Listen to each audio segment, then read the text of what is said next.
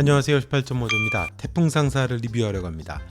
태풍 상사는 IMF라고 하는 전례 없는 경제 위기 속에서 한 청년의 성장 과정을 다루지만 단순한 성공 서사로 보기가 어렵습니다. 드라마의 진정한 관심사가 더 깊이 있거든요. 돈이 아닌 사람을 남기는 일에 있다는 거죠. 겉으로는 시대극이지만 내면적으로는 사람의 본질과 관계의 힘을 꽃이라고 하는 정교한 은유 체계를 통해서 보여주는 재미있는 드라마입니다.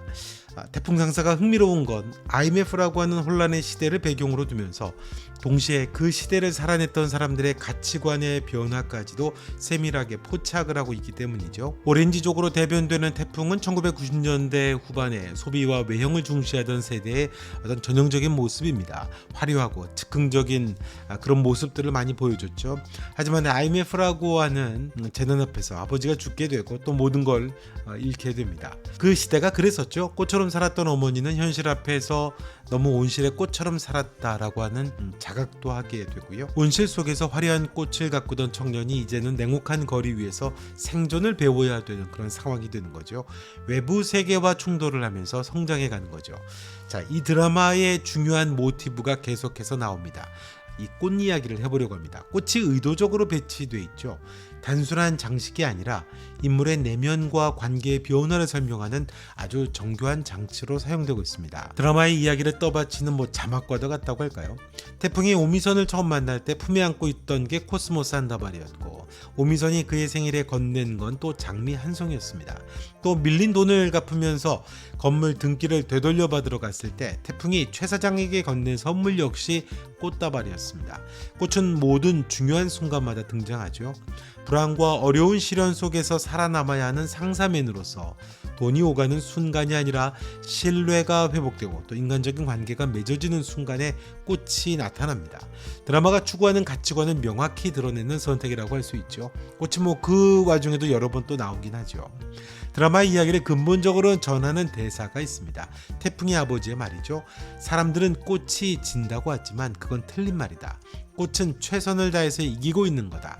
열매를 맺기 위해서라고 이야기합니다. 이 한 문장은 드라마 전체의 주제의식을 압축하고 있죠. 보통 우리는 꽃을 가장 아름다운 절정의 순간으로 기억합니다. 하지만 아버지의 시선은 다르죠. 그가 보는 꽃의 아름다움은 완결이 아니라 과정이죠. 지는 것은 끝이 아니라 진짜 목적을 준비하는 시간이라는 뜻입니다. 표상선으로 인해서 가장 큰 시련을 만나게 되죠. 모두가 떠나게 되고 회사도 폐업 신고를 해야 되는 상황으로 태풍이 몰리게 됩니다. 그때 자신이 키우던 화원을 찾아갔는데 그 화원에 있던 장미들도 모두 죽어버렸습니다. 화려한 꽃이 죽어버렸죠. 그런데 그 장미가 열매를 맺었습니다. 그 열매 3개가 아버지가 말하던 바로 그 열매죠. 꽃이 최선을 다해서 이기고 있는 것, 그 열매 때문이었던 겁니다. 결국 나중에 태풍은 생각지도 못했던 사람, 컨테이너 운전기사였던 백기사를 통해서 이태리에서 받았던 원단이 남았다는 걸 알게 되고 기사 회생을 하죠. 자, 그럼 열매는 뭘까요? 아버지가 말했던 열매요. 이 장면이 바로 드라마의 세계관을 시각적으로 표현하는 결정적인 장면이었죠. 모든 게 끝난 것처럼 보여도 관계와 신뢰라고 하는 인간의 본질적인 힘은 여전히 남아있다는 사실을 보여주죠. 태풍이 그 열매를 소중히 주머니에 넣는 행동은 꽃처럼 살던 인생에서 열매를 남기는 인생으로 나아가는 어떤 전환점을 표시하고 있는 겁니다. 드라마는 이 대척점을 표바코라고 하는 인물을 통해서 뚜렷이 드러내죠.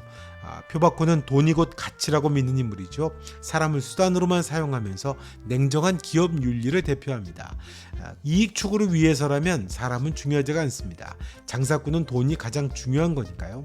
3화에서 또 아주 중요한 노래가 흘러나옵니다. 꽃에 관한 노래였죠. 안치환의 사람이 꽃보다 아름다워라고 하는 노래입니다. 이 단순한 삽입곡이 아니라 드라마 전체를 요약하는 종합 문장이기도 하죠.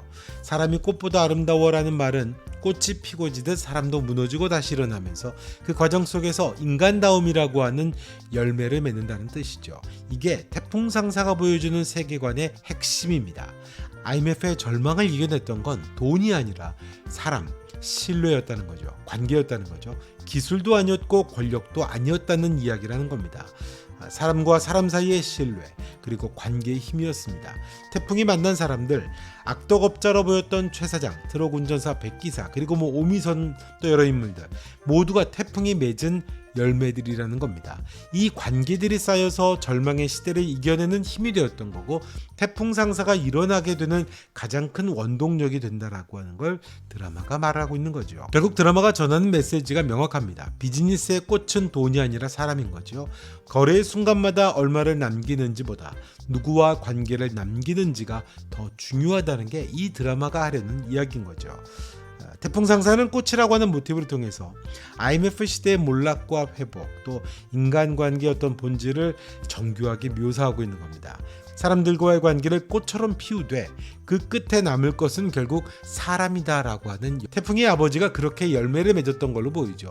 태풍이를 도와줬던 많은 사람들은 아버지를 추억하고 아버지를 기억하면서 기꺼이 태풍을 도와줍니다. 아버지가 맺었던 건 사업의 성공이 아니었고 열매였다는 겁니다. 태풍상사는 IMF라고 하는 시대의 비극을 배경으로 가장 인간적인 승리를 이야기하는 거죠. 그 승리는 돈이 아니라 사람이었고 지금을 살아가는 시대에도 여전히 유효한 중요한 진실이라고 하는 겁니다. IMF를 극복하고 또 태풍상사가 다시 일어나게 되는 배경은 사람을 가장 우선시했기 때문에 이겨낼 수 있었고 극복할 수 있었다라고 하는 걸 이야기하려고 하는 것 같습니다. 자, 이번 영상은 여기까지 하겠습니다. 영상 좋으셨다면 좋아요, 구독 부탁드리고요. 또 여러분의 생각도 댓글로 남겨주시면 고맙겠습니다. 태풍상사 18.5도와 함께 하시죠. 고맙습니다.